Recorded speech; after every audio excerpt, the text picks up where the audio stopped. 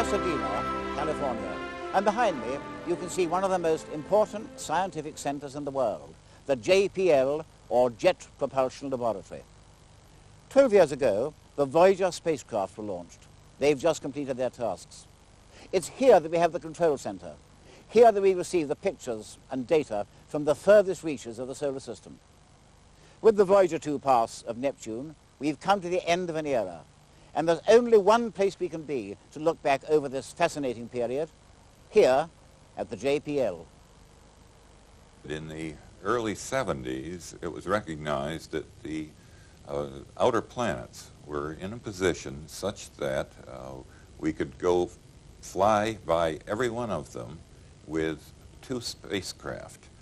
Our primary target at Saturn was Titan, and so Voyager 1 was targeted to make a very close pass by Titan.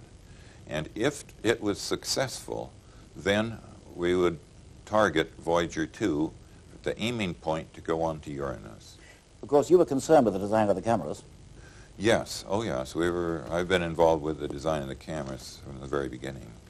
Nowadays, everyone talks about CCDs, charge coupled devices, but they hadn't been invented when Voyager 2 was launched. Well, some had been coming along. We knew they were coming along, but they were not nearly ready for a space mission. And as a matter of fact, the first CCDs at Jet Propulsion Laboratory were being purchased for the Space Telescope. They are extremely small. This one has 800 by 800 pixels, which is exactly the same format we have on the Vidicon that is in flying on Voyager. The Voyager Vidicon is a much larger tube, of course, and it has coils around it to make it the electron beam scan.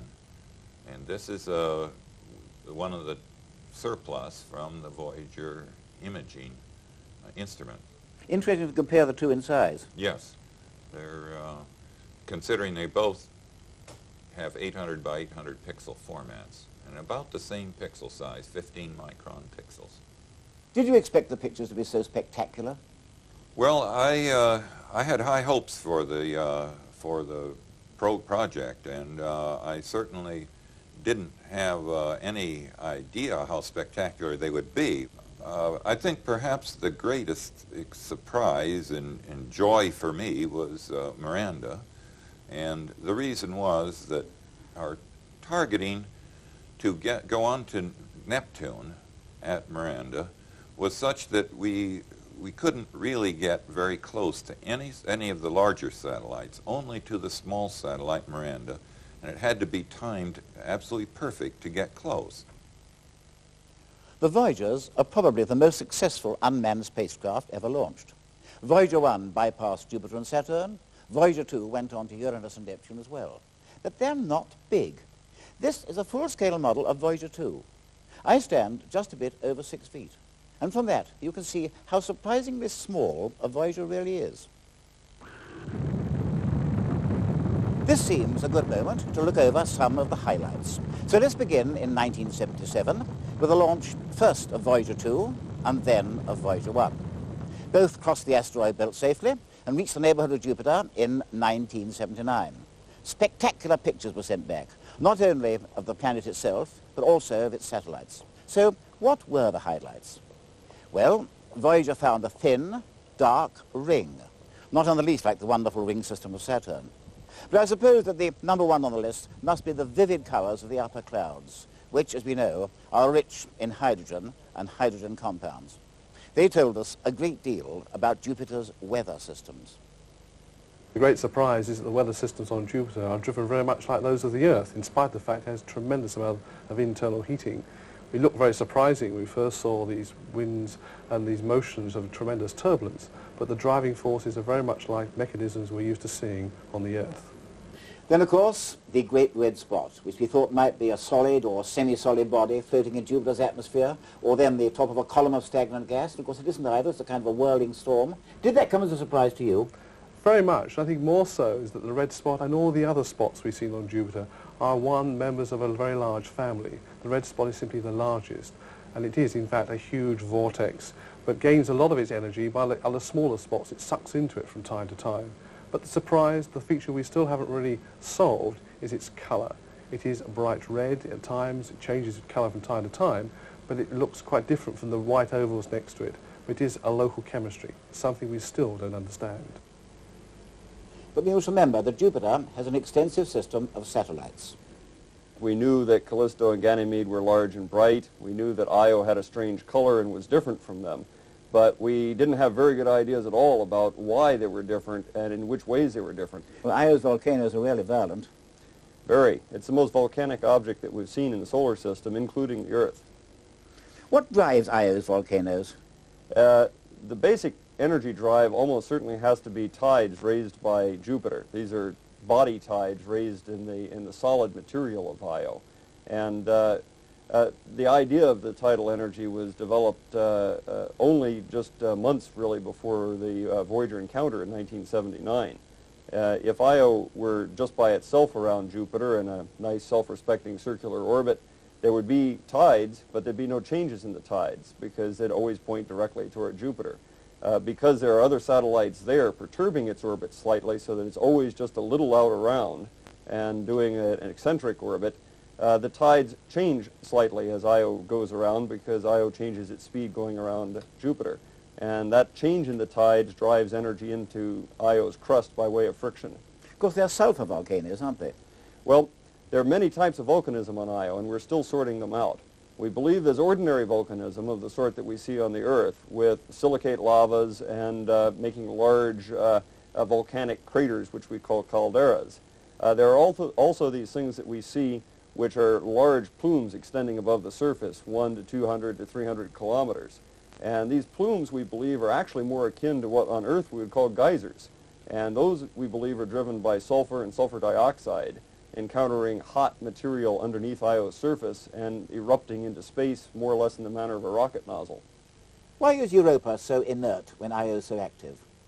Well, it appears to be inert. One first-order answer, if you will, is that it's further from Jupiter. The tides raised are not as big. The tidal energy going into Europa is not as large. However, it's still very strange. We do not see big craters on Europa, and we didn't get very good pictures of its surface with Voyager, so we really don't know just how inert it is. Ganymede and Callisto aren't exactly like each other. No, and again, the difference is one of the things that Voyager found that was surprising. We have ideas, but no firm knowledge yet of exactly why they're different. They're very similar in size and overall density. Callisto's surface seems to be rather ancient, completely battered with craters, while Ganymede's surface has areas that look just like Callisto, but areas that are very obviously have been much more geologically active at some time in Ganymede's past. I think we may find out with our next mission to Jupiter. Well, Terence, you're project scientist of the Galileo mission. Yes. Due to get there in 1995, and I imagine you're looking forward to that very eagerly. Oh yes, that's going back to some of these places that Voyager gave us our first looks at is a very exciting prospect. Good as Voyager was, we're going to be even better with Galileo. We'll get much closer to the moons, get pictures that are 10 to 1,000 times more with more resolution in them. And I don't think Voyager found all the strange things in the system. I'm sure there are discoveries and surprises awaiting us. Leaving Jupiter behind, the Voyagers went on to Saturn. Voyager 1 in 1980, Voyager 2 in 1981. We expected surprises, and we got them. Certainly we found the fastest wind speeds anywhere in the solar system yet in the cloud tops of Saturn. That was a great surprise. We did know of one or two spots that have been seen by observers over the last few years or so, but certainly we found a lot more. And that gave us a chance to get the wind profiles from one pole to the other. And it was surprisingly symmetric. And the weather systems, in fact, are driven by the same sort of mechanisms we found on Jupiter. So there was indeed great similarity between the two planets. The glory of Saturn is in its ring system. Before Voyager, we thought that the rings were fairly straightforward. 2 bright rings and at least 1 dusky ring. And they're not like that a bit. Well, if you started to count the strands, then we go on and on and on. There are probably tens of thousands of them. So the big question is not so much how many ring strands are there, but why are they apparently so stable? Can it be due to the satellites? Well, the satellites probably contribute something, and I think one of the major interests was that we did find some shepherding satellites on one of the outer rings, keeping these tiny braids together. But what we haven't been able to find are within all these numerous little strands collections of other small shepherding satellites. They have yet to be found. They're possibly below the resolution that Voyager's cameras were able to observe. How do you explain those extraordinary radial spokes in Ring B that really shouldn't be there? That was a pretty difficult thing, and in fact a great surprise, because one of the aspects is that Saturn, like Jupiter, has an intense magnetic field. Within those rings there are huge electrical disturbances, tens of thousands of times stronger than any sort of thunderstorms that we can get used to on the Earth. I remember the amazement at the discovery of the braided ring, the ring F. Well, certainly the first time we saw it, we were surprised to find a ring so far out. But then, of course, when we looked again for Voyager 2, we saw it seemed to have several strands, rather like a piece of string. Again, its stability is not really understood. It seems to be strands of varying thicknesses and almost knots in some respects, changing as you look around that area. But certainly, again, these rings of Saturn are far more complicated than we first anticipated. They could be connected with the icy satellites. There's one that extends right out to Enceladus, which had a strange smooth surface. I think this is the important discovery, that the majority of the satellites of Saturn are in fact icy satellites. There are lots of collisions taking place. We've only got to look at the satellites to see how pitted and smashed some of these are. Mimas, for example, with that huge crater. Well, certainly, in fact, crater being much larger, being a collision of much greater force, it may have broken Mimas into a whole collection of tiny pieces. So certainly the collisions chipping off pieces of ice, the ice will be brought in towards Saturn, perhaps replenishing the ring. So perhaps Voyager has told us that as long as we have satellites around Saturn itself, composed of water ice, then we'll always be populating the rings around Saturn. But then, of course, there was Titan. Well, this really was meant to be the star of the mission. The original mission was to Jupiter, to Saturn, and to Titan. We always wondered what it was going to be like. But I think the really important discovery that this was the first nitrogen atmosphere other than our own planet that we've yet to find. It's cold out there, but it is an earthy-like planet, a surface we have no idea what it's really like, but one in which we probably think we have the sort of primordial soup that gave rise to the Earth at the time the solar system was developing. But more importantly, what we learned about Titan was such a highlight, we felt that the Voyager mission had been, at that stage, a great success. As Voyager 2 drew away from Saturn, there was a temporary loss of signal, trouble with the scan platform carrying the cameras, but eventually it was sorted out. Voyager 1, by the way, wasn't going on to Uranus and Neptune. If it had, it would have had to have missed out on Titan. So everything depended upon Voyager 2. And in January 1986, we again assembled here at the Jet Propulsion Laboratory, ready for the next encounter with Uranus. It's been a very difficult series of years since the Saturn encounter. You may remember just before the Saturn encounter was over, Voyager 2 seemed to have a very serious problem with part of the scan platform which seemed to be failing. And for several years the engineers wrestled with it until they finally understood it and got the spacecraft back into some form of working order. But of course, as you go further and further out through the solar system, the signals you're sending back are weaker and weaker. And obviously, we want to get as much data back as possible from these first chances to get to Uranus, and then on, hopefully, to Neptune. The engineers, in fact, then developed a tremendous amount of work to increase the capability of the deep space network, raising its capability, in effect, moving Uranus closer into Saturn with the plan to move Neptune in as well, so we'd learn a lot more from these planets when the spacecraft finally got past. But of course, Uranus has problems all its own. This extraordinary axial tilt means that the spacecraft approached it pole on. Well, we really had no idea what to expect at Uranus. Yes, we knew it was there. We'd never seen a feature on the planet. In fact, all the time flying in with Voyager getting closer and closer, I remember having numerous conversations with my colleagues saying, I wonder if we'd ever find any spots on the atmosphere of Uranus. We found a few, not many, but then when we looked at the planet very carefully and tried to enhance the pictures, we saw there were one or two large convective storms, and it gave us an idea about the wind patterns, but not really so much information as we'd had from Jupiter and Saturn. Certainly looking pole on was very much a complication. There seemed to be zonal motions as we've seen before, but that Uranus is peculiar. It doesn't have internal heating, and that makes it very odd compared with Jupiter and Saturn. It does have a very curious magnetic field. This is perhaps the most extraordinary thing of all. Again, we had no idea how long the Uranus day was, and it requires the measurement of the magnetic field. Finally, it was discovered.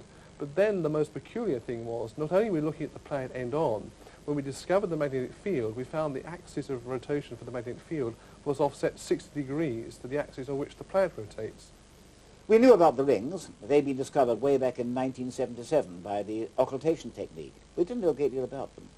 Well, we knew they were there. We didn't realize just how dark they were. In fact, they are probably the darkest thing we've yet to discover in the solar system. They're like coal dust. And again, when we found that Saturn, we thought that we knew there were a few ring strands, but not how many. And as we got closer and took more and more pictures and scanned across there, we found that there were hundreds and hundreds of tiny little strands making up these very complicated rings of Uranus. And remember the first major discovery of the Uranus encounter, the discovery of the largest of the small inner satellites. Yes, it seemed at first we had sort of a mini collection of tiny little satellites near Uranus, suggesting that there had been a large number of collisions. And again, that may help to sort of populate the material around Uranus that gave rise to the rings of Uranus. Obviously, there have been many collisions, but the greatest sufferer seems to have been Miranda, the smallest and innermost of the 5 satellites of Uranus known before the Voyager encounter. And there, these collisions have produced an amazingly varied landscape. Well, again, as with many of the places we visited with Voyager, we found a surprising degree of diversity. The outer satellites, Oberon and Titania, appear relatively non-active geologically, somewhat as Callisto in the Jovian system. Oberon has a very heavily cratered surface. Titania, a heavily cratered surface, but with some evidence of faulting on its surface, indicating it might have had some early geological activity. Umbriel is, in fact, the strange member of the system. Umbriel has big craters on it, but a uniform dark surface. And we don't really know exactly what its history has been. It appears to have an ancient surface, but it is so uniform that we think there may have been some sort of resurfacing event that occurred. What about Ariel? Ariel appears to have fault graben structures on it with icy cryovolcanism having occurred in its icy surface at some period in its history. There are places where the craters are wiped out. There are things that look like glaciers on the surface of Ariel. How do you explain Miranda's geology, or can't you yet? Almost certainly you require some form of energy other than just the decay of radionuclides, which is going on in the rocks in these bodies all of the time. It's so small that it must have cooled off long ago if that were the only source of its energy. There are several theorists studying the dynamics of the orbits of Miranda and Ariel who believe that while they are not now in a resonance condition such that you can get tidal energy in them, that they very likely have passed through a period of tidal resonances in the past which could have pumped energy into them at some point in their geological history. What about the new inner satellites of Uranus discovered by Voyager? Well, we only got a really good look at one of them, now called by the International Astronomical Union Puck. And it seems to be a fairly irregular object, heavily cratered, very dark. And these objects, to me, represent probably what a lot of the original material that went into all the satellites must have looked like 4 billion years ago. We left JPL after the Uranus encounter in a state of excitement. Neptune lay ahead. And sure enough, in the spring of 1989, pictures started to come through. And we saw at once that Neptune, the blue planet, showed much more detail than Uranus, even though it's no larger and it's much further away. In fact, signals from the spacecraft near Neptune took over 4 hours to reach us here at Mission Control. Distance is terribly important and very complicated when you think about controlling the spacecraft. Not only controlling it to carry out particular maneuvers, but also getting the observations set up and performed in this particular way.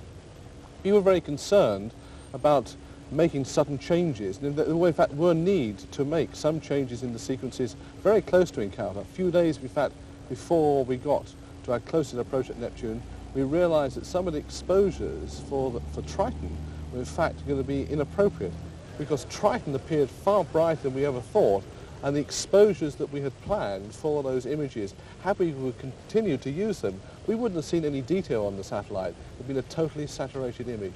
So somehow the engineers managed to overcome these problems, and we've now seen the most remarkable encounter, everything working perfectly satisfactory, and every piece of data perfect. What were the highlights of the Neptune encounter?